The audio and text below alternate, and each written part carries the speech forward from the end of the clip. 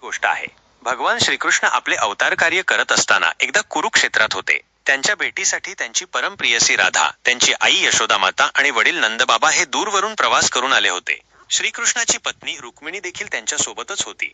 राधा, यशोदामाता आणि नंदबाबा आल्यावर श्रीकृष्णाच्या मनात त्यांच्याप्रती असीम आदर आणि प्रेम होते. त्यांची सेवा करण्याचे त्यांनी रुक्मिणीला सांगितले. रुक्मिणीने मोठ्या आदराने सर्वांची व्यवस्था केली. तिने राधाला पिण्यासाठी गरम दूध दिले.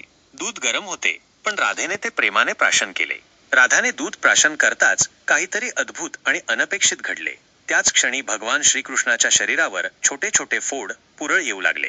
हे पाहून रुक्मिणीला अत्यंत आश्चर्य वाटले आणि तिच्या मनात अनेक प्रश्न उभे राहिले. तिने कधीही असे पाहिले नव्हते की स्वतः भगवान श्रीकृष्णाच्या शरीरावर अचानक असे फोड यावेत. रुक्मिणीने चिंताग्रस्त होऊन श्रीकृष्णाला विचारले, स्वामी, हे काय झाले? तुमच्या शरीरावर हे फोड कसे आले? मी तर काहीच केले नाही.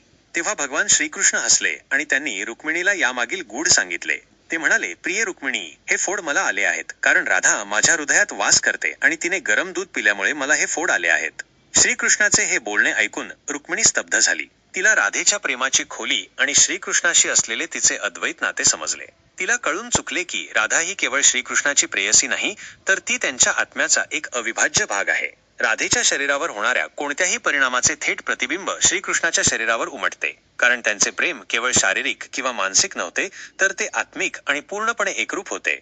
हा प्रसंग श्रीकृष्ण आणि राधा यांच्यातील अलौकिक प्रेमाची आणि त्यांच्यातील आध्यात्मिक एकरूपतेची पराकाष्ठा दर्शवतो. ही कथा केवळ एक प्रेमकथा नसून ती भक्ती, त्याग आणि परमोच्च आत्मिक संबंधाचे प्रतीक आहे. जिथे दोन व्यक्ती एकाच आत्म्याचे दोन रूप असतात. हेच त्यांचे अद्भुत नाते होते, जे त्यांना सामान्य जगातील प्रेमसंबंधांपेक्षा वेगळे बनवते.